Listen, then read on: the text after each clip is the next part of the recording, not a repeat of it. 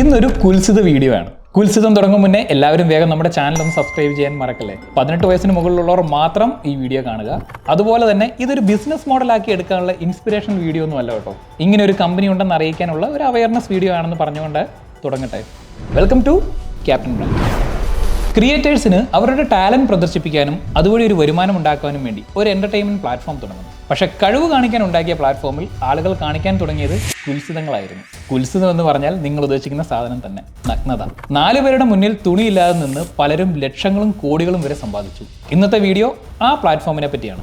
വർഷം 2016. ടിം സ്റ്റോക്ലി എന്ന ബ്രിട്ടീഷ് യുവാവിന് കുറെ നാളായി ഒരു ഐഡിയ ഇങ്ങനെ മനസ്സിൽ കിടന്ന് കറങ്ങുന്നു. ഇന്റർനെറ്റ് ആളുകളുടെ കഴിവ് പ്രദർശിപ്പിക്കാൻ വേണ്ടിയുള്ള ഒരു സ്ഥലമാണ്. ആർട്ടിസ്റ്റുകൾ, കുക്കുകൾ, ഫിറ്റ്നസ് ട്രെയിനേഴ്സ്, ഡാൻസേഴ്സ്, മ്യൂസിഷ്യൻസ് പോലെയുള്ളവർക്ക് അവരുടെ ടാലന്റ് കാണിക്കാനും ഒരുപാട് മാർഗങ്ങളുണ്ട്. പക്ഷെ അതിൽ നിന്നൊന്നും കാര്യമായ ഒരു ഏണിങ്സ് ഇവർക്കാർക്കും കിട്ടുന്നുമില്ല. മജോറിറ്റി ലാഭമെല്ലാം ഈ വക പ്ലാറ്റ്ഫോമുകൾ തട്ടിയെടുക്കുന്നു. യൂട്യൂബിൽ നിന്ന് തുച്ഛമായ ആഡ്സ് റവന്യൂ, ഇൻസ്റ്റാഗ്രാം ആണെങ്കിൽ ഫ്രീ ആയിരുന്നത് കൊണ്ട് തന്നെ ₹1 പോലും ആർക്കും കിട്ടിയിരുന്നുമില്ല. അപ്പോൾ പിന്നെ ടാലന്റഡ് ആയിട്ടുള്ള ക്രിയേറ്റേഴ്സിനെ അവരുടെ ഫാൻസിന് സപ്പോർട്ട് ചെയ്യാൻ പറ്റിയാലോ? അതിനായി ഒരു പ്ലാറ്റ്ഫോം ഉണ്ടെങ്കിലോ? സംഭവം കൊള്ളാല്ലേ. ഒരു മിഡിൽ മാൻ ഇല്ലാതെ ഫാൻസിന് നേരെ അവരുടെ ഇഷ്ടപ്പെട്ട ആർട്ടിസ്റ്റുകൾക്ക് ഗിഫ്റ്റ് മണി ഒക്കെ കൊടുക്കാനുള്ള ഒരു പ്ലാറ്റ്ഫോം അവൻ നിർമ്മിച്ചു. ഫാൻസിന് വേണ്ടി ആയതുകൊണ്ട് തന്നെ ആ പ്ലാറ്റ്ഫോമിനെ അവൻ ഒൺലി ഫാൻസ് എന്ന് വിളിച്ചു. അവരുടെ പ്രോസസ് വളരെ സിമ്പിൾ ആയിരുന്നു. പ്രൊഫൈൽ ക്രിയേറ്റ് ചെയ്യുക, നേരെ നിങ്ങളുടെ കണ്ടന്റ് അപ്ലോഡ് ചെയ്യുക, നിങ്ങളെ ഇഷ്ടമുള്ള ആളുകൾക്ക് നിങ്ങളെ ഫോളോ ചെയ്യാം. പക്ഷേ നിങ്ങളുടെ കൂടുതൽ കണ്ടന്റുകൾ കാണണമെങ്കിൽ ഒരു മന്ത്ലി ഫീ കൊടുക്കണം. ഈ സബ്സ്ക്രിപ്ഷൻ ഒക്കെ പോലെ തന്നെ ആ തുകയിൽ നിന്ന് 80% ക്രിയേറ്റേഴ്സിനും ബാക്കി 20% കമ്പനിക്കും. ആദ്യമൊക്കെ പ്ലാറ്റ്ഫോം എല്ലാവർക്കും ഓപ്പൺ ആയിരുന്നു. പക്ഷേ അതിൽ ന്യൂഡിറ്റി ഓർ സെക്ഷൽ കണ്ടന്റ് ഒന്നും അലോ ചെയ്തിരുന്നില്ല. പക്ഷേ 2017 ആയപ്പോഴേക്കും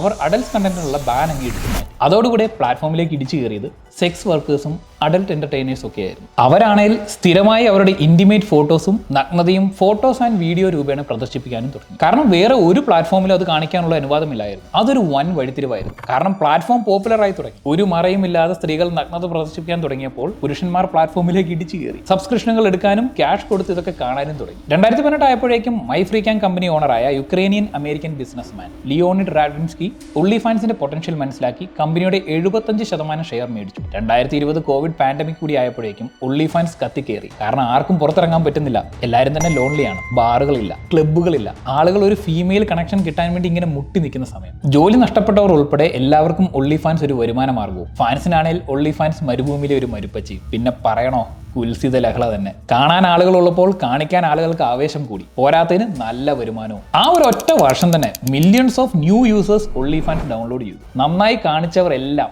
ഒറ്റ രാത്രി കൊണ്ട് മില്യണേഴ്സ് വരെ ആയി മാറി. സെലിബ്രിറ്റീസ് ആയ Cardi B, Bella Thorne, influencers ആയ കൊറീന കോഫ് ഒക്കെ അവരുടെ മെയിൻ സോഴ്സ് ഓഫ് ഇൻകം ആയി ഒൺലി ഫാൻസിനെ മാറ്റി. കൊറീന ഒൺലി ഫാൻസിൽ നിന്ന് മാത്രം $67 മില്യൺ സമ്പാദിച്ചു എന്ന് പുള്ളിക്കാരി തന്നെ സമ്മതിച്ചിട്ടുണ്ട്. പക്ഷേ പതുക്കെ ഒൺലി ഫാൻസ് പലരുടെയും ലൈഫിനെ ഇമ്പാക്ട് ചെയ്യാൻ തുടങ്ങി. പലരുടെയും ഫ്രീഡം നഷ്ടപ്പെട്ടു.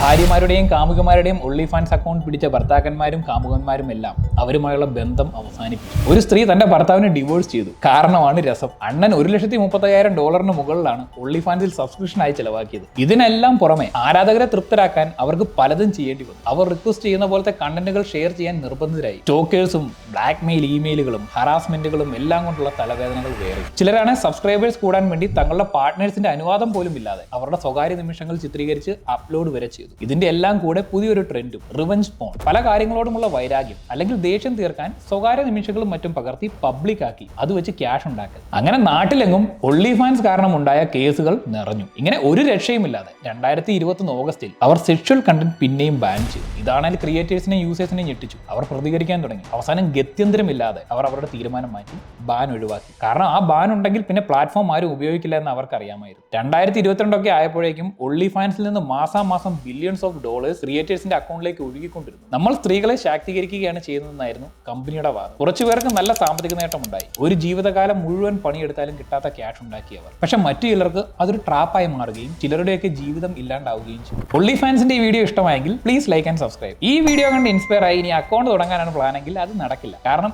ഇന്ത്യയിൽ നിന്നുള്ള കണ്ടന്റ് അവരിപ്പോൾ അപ്ലോഡ് ചെയ്യാൻ അനുവദിക്കുന്നില്ല. നമുക്ക് പിന്നെ അതിനും ഓരോ ഉടായ്പ ഒടികൾ കാണുമല്ലോ അല്ലേ. അപ്പോൾ കൂടുതൽ വലിച്ചു നീട്ടുന്നില്ല. വീണ്ടും മറ്റൊരു കഥയുമായി കാണും വരെ bye bye from captain brand.